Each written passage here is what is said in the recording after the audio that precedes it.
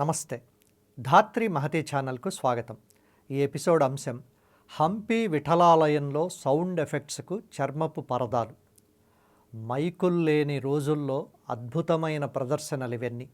ఇప్పుడంటే ఇన్నిన్ని మైకులు, భూమి బద్దలయ్యే ఎకో సౌండ్ బాక్సులు ఉన్నాయి. కానీ ఒక 200 ఏళ్ళు వెనక్కు వెళితే ఇవేమీ లేని రోజుల్లో త్యాగయ్య ఒక్క కీర్తననే 8 గంటల పాటు పాడితే చుట్టూ కూర్చున్న 10,000 మందికి ఎలా స్పష్టంగా వినపడింది అని ప్రఖ్యాత సంగీత విద్వాంసుడు, వాగ్గేయకారుడు మంగళంపల్లి బాలమురళీకృష్ణ ప్రశ్న వేసి దానికి ఆయనే లోతైన సమాధానం కూడా చెప్పారు.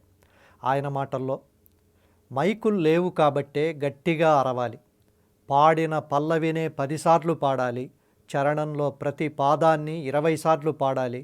ఇప్పటిలా స్టేజీ ఎదురుగా శ్రోతలు కూర్చునేవారు కాదు. స్టేజీ చుట్టూ వలయాకారంలో శ్రోతలు కూర్చునేవారు.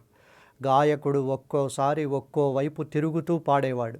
చుట్టూ కూర్చున్న వారిలో చివరి పంక్తిలో ఉన్నవారికి కూడా వినిపించిందని రుజువైతే తప్ప గాయకుడి పల్లవి, అనుపల్లవి దాటి చరణాల్లోకి వచ్చేది కాదు.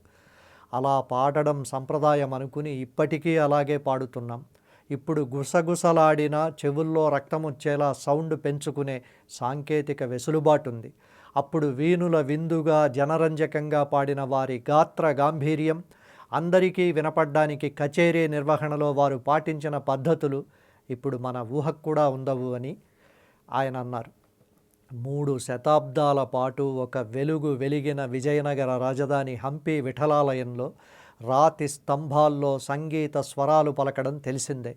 భవిష్యత్తులో అయోమయానికి తావు లేకుండా ఏ స్తంభంలో ఏ వాద్యం పలుకుతుందో కింద ఆ వాద్య పరికరాన్ని చెక్కారు.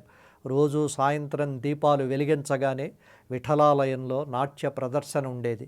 గంధపు చెక్కలతో ఈ రాతి స్తంభాల మీద లయబద్ధంగా వాయించేవారు. ఆ శబ్దం గాలికి చెల్లా చెదురు కాకుండా చుట్టూ చర్మంతో చేసిన పరదాలు కట్టేవారు. ముందు మాత్రం తెరిచుంచేవారు.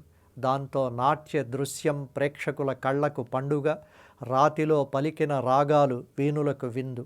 ఆ పరదాలు కట్టిన రాతి కొక్కేలను ఇప్పటికీ విఠలాలయం పైకప్పు దూలాల్లో చూడొచ్చు. ఇప్పుడు కచేరీల్లో చీమ చిటుక్కుమన్న ప్రళయ భీకర ధ్వనిగా మార్చే షూర్ మైకులు, గుండెను కంపింపజేసే JBL సౌండ్ బాక్సులు ఉన్నాయి. నాటకాల్లో వైర్లెస్ మైకులున్నాయి. బ్యాక్గ్రౌండ్ తెరలుగా వీడియోను ప్లే చేసే LED వాల్స్ ఉన్నాయి. విద్యుత్ బల్బుల తళతళలున్నాయి. ముందే రికార్డ్ చేసి పెట్టుకున్న ఆడియో ట్రాక్లు సందర్భానికి తగినట్లు ప్లే చేసుకునే వెసులుబాట్లున్నాయి. ఇవేమీ లేని రోజుల్లో కూడా శ్రోతలు ఇంతకంటే బాగా విన్నారు. ప్రేక్షకులు ఇంతకంటే గొప్పగా కళ్ళల్లో నింపుకున్నారు. కాలం తనను తాను మలచుకుంటూనే ఉంటుంది. శబ్దం గాలిలో కలిసిపోకుండా మన చెవులకు చేరవేయడానికి చర్మపు పరదాలు కట్టిన విజయనగర విఠలాలయ శబ్ద విన్యాసాన్ని తరచి చూస్తే రాతి గుండెలైనా కరిగి పొంగిపోవాల్సిందే.